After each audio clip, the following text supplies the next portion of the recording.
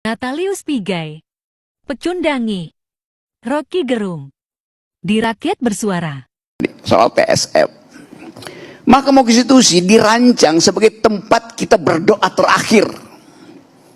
Itu poinnya tuh. Karena itu kalau disebut terstruktur, sistematis dan masif, itu untuk menguji kualitasnya, bukan kuantitasnya. Kuantitasnya itu ada di dalam pengadilan-pengadilan sebelumnya tuh. Kalau Anda pergi ke Mahkamah Konstitusi, Anda minta semacam, ini doa gue terakhir tuh.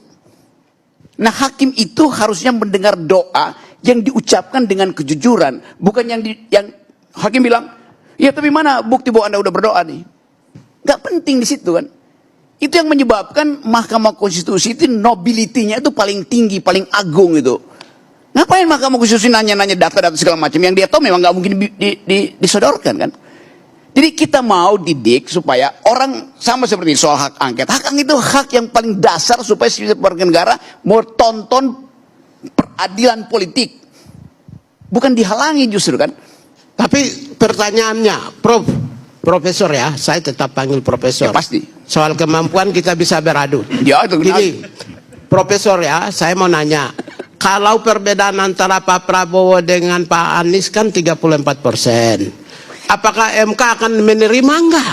Dan iya. jangan sampai di sini kita onani intelektual. Karena itu saya bilang tadi, MK Nanti mereka akan proses enggak? Menerima enggak? akan dia tolak.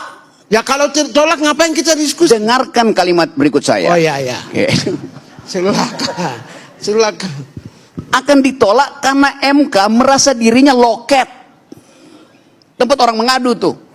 Mestinya dia berpikir bahwa dia itu difasilitasi oleh tadi judicial activism, supaya dia bisa menghidupkan harapan bahwa demokrasi bisa diperbaiki oleh MK. Kalau MK tolak, ini akan jadi presiden untuk MK berikutnya tuh. MK berikutnya bawa aja datanya tuh, ya, terus begitu.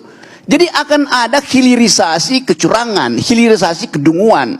Itu yang kita tuntut sekarang supaya MK itu berubah cara dia memandang fakta. Kan itu dasarnya kan. Coba. Apa? Ya. Begini. Saya kira kalau kita melimpahkan MK itu kan ada syarat-syarat formil. Itu udah kalau persyaratan formil, gini tidak bisa bermain di logika falasi. Ini sesuatu yang fakta. Ini nggak ada urusan dengan fallacies itu. Kasus bicara tentang fakta, bukan bicara tentang logika.